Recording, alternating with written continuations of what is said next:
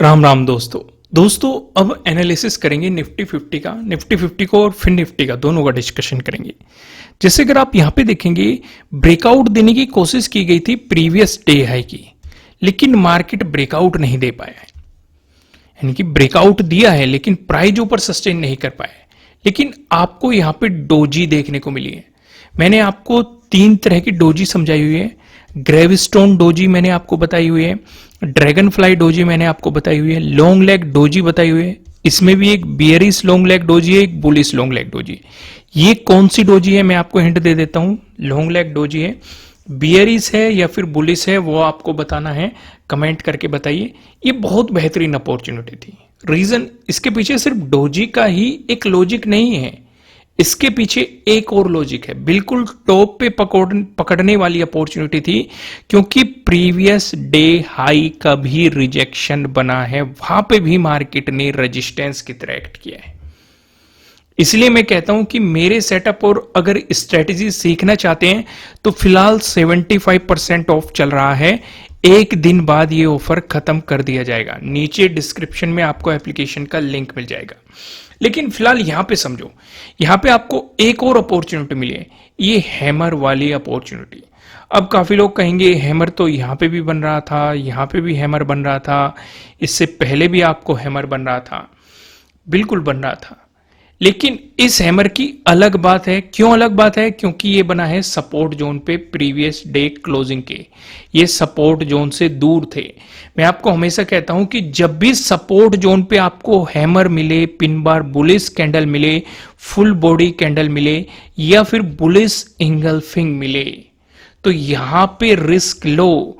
ये जो हैमर दिखाई दे रहे थे सपोर्ट जोन से दूर थे, ना ही इनके बनने के पीछे कोई लॉजिक था प्रॉपर तरीके से।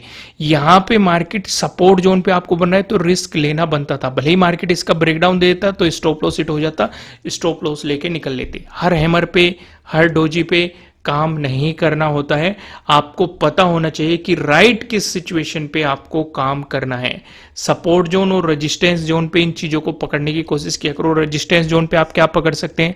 शूटिंग स्टार को पकड़ सकते हैं, या फिर आप यहाँ पे फुल बॉडी कैंडल को पकड़ सकते हैं, या फिर पिन बार बियरिश कैंडल को पकड़ सकते हैं, या फिर बियरिश इंगल्फिंग को पकड़ सकते हैं। समझ में आए कि नहीं? चीजें क्लियर, लॉजिक क्लियर है? समझ में आ रही है आपको सारी चीजें?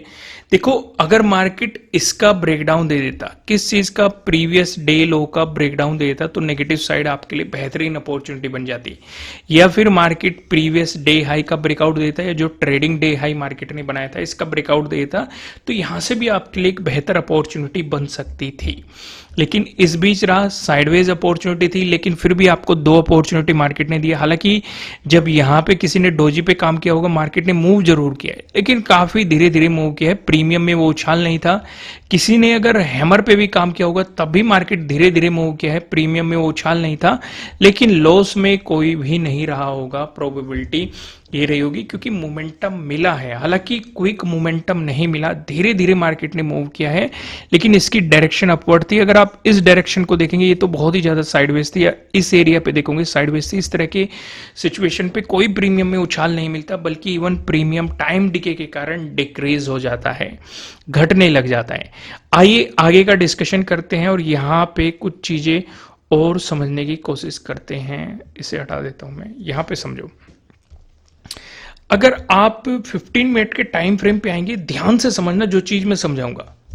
मार्केट साइडवेज है, लेकिन आरएसआई को ध्यान से देखो, वीकनेस दिखाई दे रही है कि नहीं? अगर आप यहां पे देखेंगे, देखो गिरावट आई है, लेकिन उस हिसाब से गिरावट नहीं आई है जितनी वीकनेस आपको यहां पे दिखाई दे रही है। इसी चीज पे, इस एरिया पे भी फोकस करो। साइडवेज मोमेंटम है, लेकिन आरएसआई देखो कितना वीक आपको दिखाई दे रहा है। इससे ये पता चलता है कि मार्केट में अभी वो स्ट्रेंथ नहीं है। तो इसका मतलब अगर आप ओवर या आप स्विंग ट्रेडिंग कर रहे हैं, या फिर आपने कैरी फॉरवर्ड किया है पॉजिटिव साइड, तो उससे आपको एक आइडिया लग जाता है कि भाई करना चाहिए कि नहीं। आरएसआई आपको स्ट्रेंथ बता देता है कि मार्केट में क्या स्ट्रेंथ चल रही है। तो 15 मिनट के टाइम फ्रेम पे यानी कि एक छोटे टाइम फ्रेम पे हमें साफ साफ दिखाई दे रहा है कि मार्केट में वो स्ट्रेंथ अभी नहीं है। लेकिन जैसे ही हम बड़े टाइम फ्रेम पे जाएंगे, बड़े टाइम फ्रेम पे सिचुएशन थोड़ी सी अलग है। ये हमें एक साइडवेज मोमेंटम के बारे में बता रहा है। ध्यान से देखेंगे, आरएसआई आपको साइडवेज है, हालांकि 60 का ब्रेकआउट मिला हुआ है, लेकिन अपर बोलिंजर बैंड के पास भी रेजिस्टेंस की तरह एक्ट कर रहा है।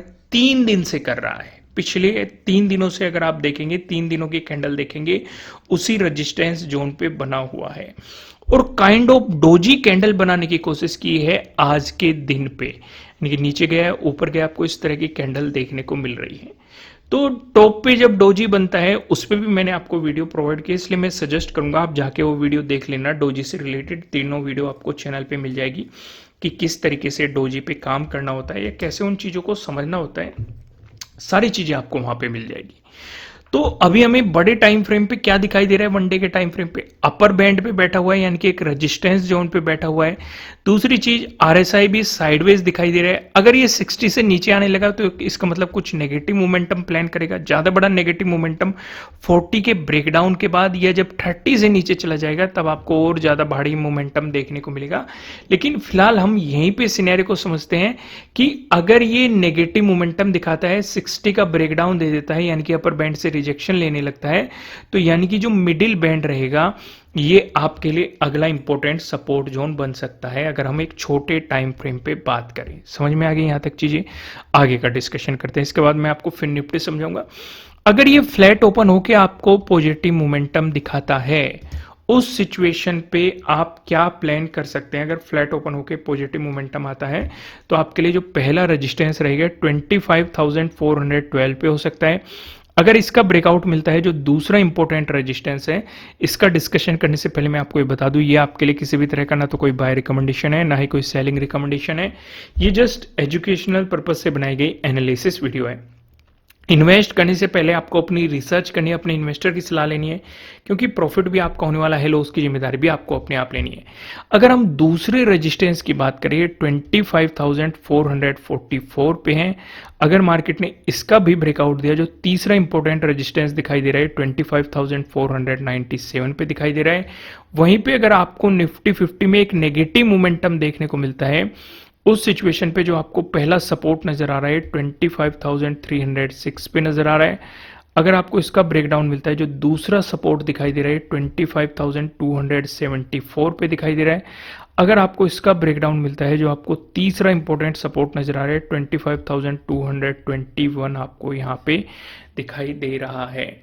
वहीं पे अगर हम डिस्कशन करते हैं, अगर गैप अप ओपनिंग मिलती है, अब ध्यान से देखो, इस एरिया पे मार्केट ने यहां से भी एक रिजेक्शन प्लान किया है, यहां से भी एक रिजेक्शन प्लान किया है और यहां से भी एक रिजेक्शन प्लान किया है। यानी कि पहले 3 बार इस एरिया से मार्केट रिजेक्शन प्लान कर चुका है। यानी कि अगर पॉजिटिव मूव चाहिए, इससे ऊपर निकलना जरूरी है। अगर इसी के आसपास आपको गैप अप ओपनिंग मिल जाए, तो उस सिचुएशन पे खुद सोचो, पॉजिटिव साइड जाना समझदारी होगी कि नहीं होगी? बिल्कुल भी नहीं होगी। क्योंकि जब हम देख रहे हैं, यहां से भी एक रिजेक्शन प्लान हुआ है, यहां से भी एक रिजेक्शन प्लान हुआ है और यहां से भी एक रिजेक्शन प्लान हुआ है, तो उस सिचुएशन पे अगर इसी के आसपास एक तो बड़ी गैप अप ओपनिंग मिल जाएगी, ऊपर से पॉजिटिव साइड सोचना, तो वो बिल्कुल भी समझदारी नहीं होगी। आप मार्केट में ठहरने देंगे। इसलिए मैं आपको हमेशा समझाता हूं, बड़ी ग्रीन कैंडल, बड़ी रेड कैंडल, बड़ी गैप अप ओपनिंग, बड़ी गैप डाउन ओपनिंग, इसके साथ साथ साइडवेज मार्केट, इन सारी चीजों से दूर रहना चाहिए।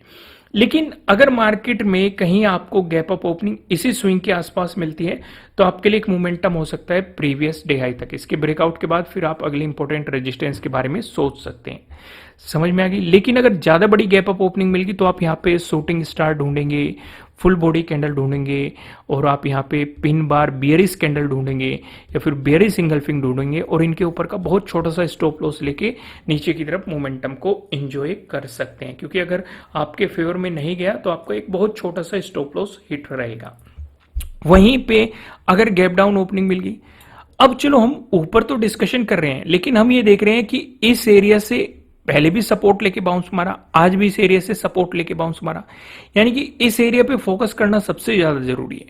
अगर इसी के आसपास मार्केट ने गैप डाउन ओपनिंग दे दी, ब्रेक डाउन दे दिया, तो नीचे आपके लिए सपोर्ट की पॉसिबिलिटीज आपको पता है। लेकिन अगर सपोर्ट लेके बाउंस करने लगा तो प्रीवियस डे क्लोजिंग पहला रेजिस्टेंस रहेगा, फिर ये एरिया आपके लिए इंपॉर्टेंट रेजिस्टेंस बन जाएगा।